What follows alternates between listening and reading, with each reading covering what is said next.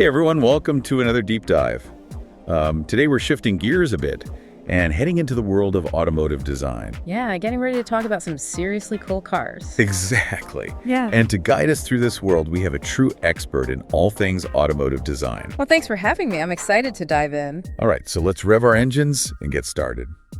Today's subject is a name that's practically synonymous with automotive design.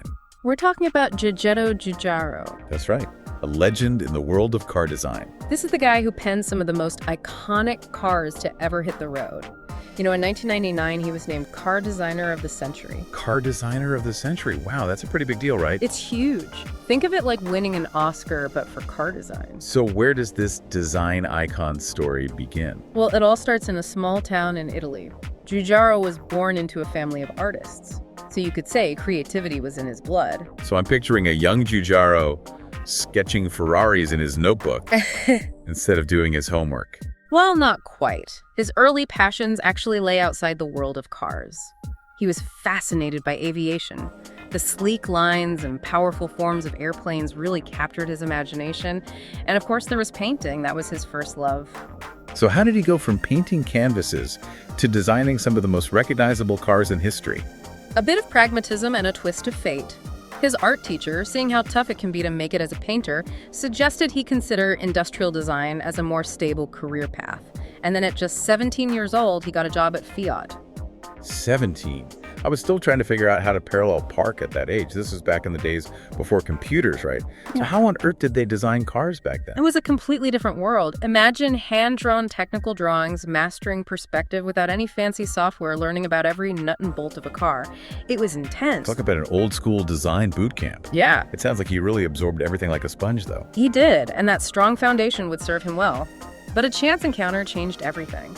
He showed some of his designs to a friend who happened to work at Bertone. Hold on, Bertone, as in the legendary Italian design house. The one and only, these sketches landed in the hands of Lucio Bertone himself, a giant in the design world. And what happened?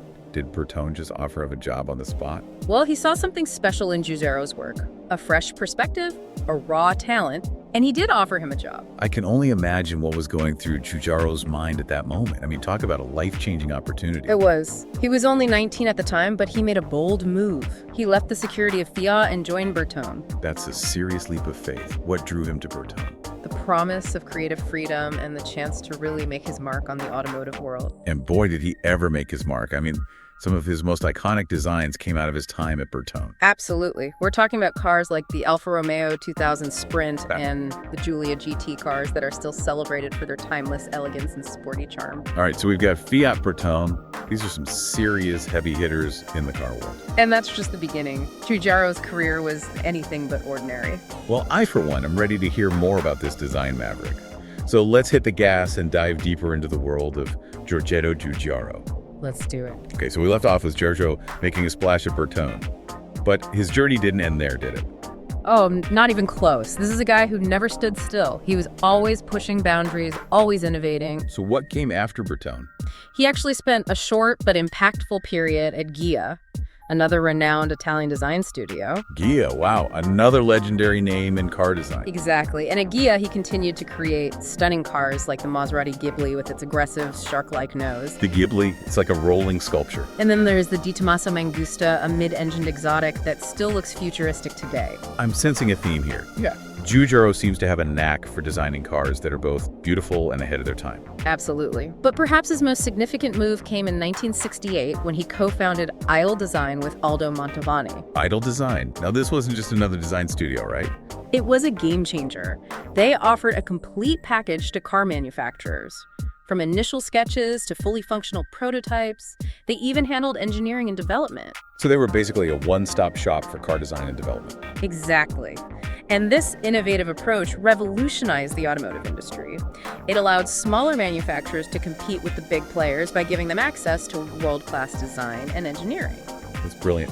And it speaks to Giugiaro's vision. He wasn't just a designer, he was a businessman and an innovator. Absolutely. And Italdesign's success attracted clients from all over the globe. It quickly became a global force in automotive design. So we've talked about his time at these prestigious design houses.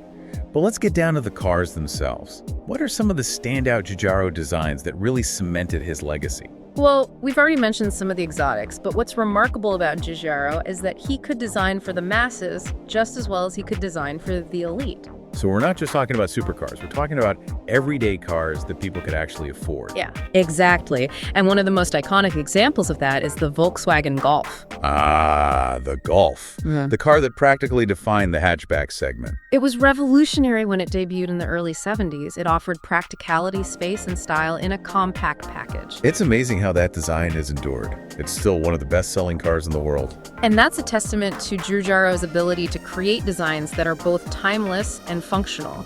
He understood that a car is more than just a machine. It's an object that people interact with on a daily basis. So it has to work well on a practical level, but it also has to be aesthetically pleasing. Exactly. And the Golf nailed that balance. It was a car that appealed to a wide range of people, from young drivers to families. So he wasn't just designing for a niche market, he was designing for the world. Precisely. And speaking of designing for the world, we can't forget about the Fiat Panda. Ah, the Panda. Now that's a car that prioritizes function over form, right? You could say that, Yeah. but it's a brilliant design, nonetheless. Giugiaro was obsessed with maximizing interior space and using simple, cost-effective materials. It's like the ultimate city car. Small on the outside, but surprisingly spacious on the inside. And don't forget about that story of his friend fitting an entire Ducati motorcycle into a Panda after an accident. A Ducati. Seriously.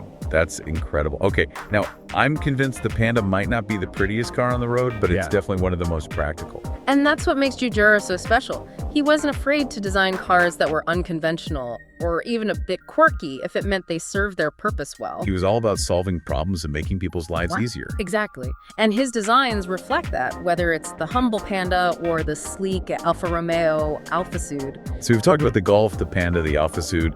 These are all iconic cars that have left their mark on automotive history. And they're just a small sample of Giugiaro's vast portfolio. This is a guy who designed everything from tiny city cars to futuristic concept cars. It's amazing how he managed to stay relevant throughout his career, constantly adapting to new trends and technologies. He had an incredible ability to read the market and anticipate what people would want even before they knew it themselves. And he always managed to do it with his signature style, those clean lines and that sense of timeless elegance. It's like he had a magic touch. He could take a simple idea and turn it into a design masterpiece. Well, I think it's safe to say that Giorgetto Giugiaro has earned his place in the pantheon of automotive design greats. Without a doubt. He's a legend whose work continues to inspire and influence designers to this day. So with that said, let's move on to the final chapter of our deep dive and explore Giugiaro's lasting legacy. Let's do it. Okay, so we've traced Giugiaro's journey from his early days at Fiat all the way through his incredible career. And now we're in the home stretch.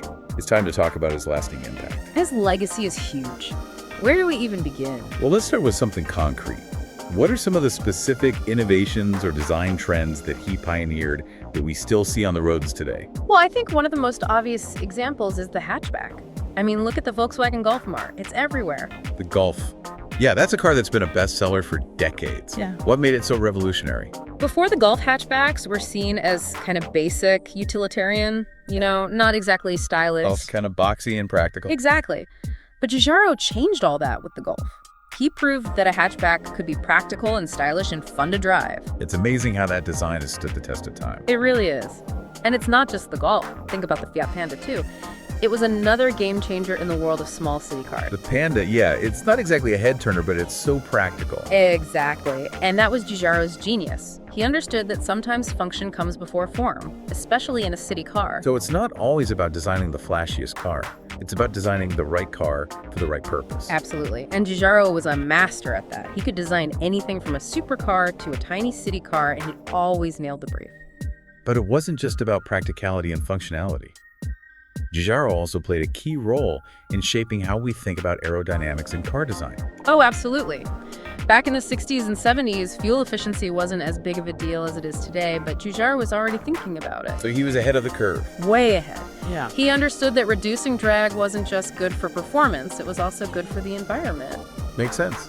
And what were some of his designs that really pushed the boundaries of aerodynamics? Well, one that comes to mind is the Alfa Romeo Alfa Sud. It had this really sleek, wedge-shaped design that was super aerodynamic for its time. The Alfa Sud, I remember those.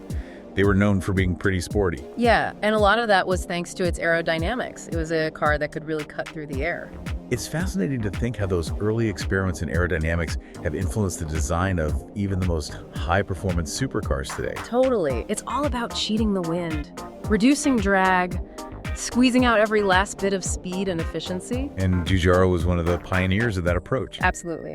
But his influence goes beyond specific design elements or technologies. He also really helped to establish the role of the independent design studio in the car industry. Oh, right. Italdesign. That was a pretty big deal, wasn't it? Huge. Before Italdesign, most car companies relied on their own in-house design teams. So Italdesign came along and said, hey, we can do it better. Basically. And they proved it. They worked with manufacturers all over the world, and they consistently delivered amazing designs. It's incredible to think that a small, independent studio could have such a huge impact on the global automotive industry. It really is. And it all goes back to Giugiaro's vision. He saw an opportunity and he seized it. He was a true entrepreneur. So looking back at Giugiaro's career, what do you think is the most important takeaway? What can we learn from this design icon? I think the biggest takeaway is that good design is about more than just making things look pretty. It's about solving problems, making people's lives better, and creating objects that have real meaning. That's a great point. Giugiaro always seemed to design with the end user in mind. Absolutely. Whether he was designing a car, a camera, or even a pasta shape, he was always thinking about how people would interact with it, how it would make their lives easier or more enjoyable. I think that's a valuable lesson for anyone who's involved in design or really any creative field. It is. You always have to keep the human element in mind. Well said. So as we wrap up this deep dive into the world of Giorgetto Giugiaro, I want to thank you for joining us and sharing your expertise. It's been my pleasure. And to our listeners out there, we hope you've enjoyed this journey through the life and work of one of the greatest car designers of all time. If you're passionate about cars or design, Giugiaro's story is definitely worth exploring further. Absolutely. There's so much to learn from his incredible career. And who knows, maybe you'll be inspired to design the next iconic car.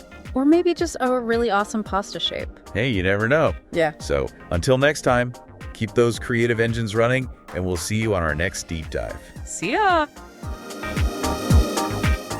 Thanks for watching. Subscribe to the channel so you won't miss the next videos.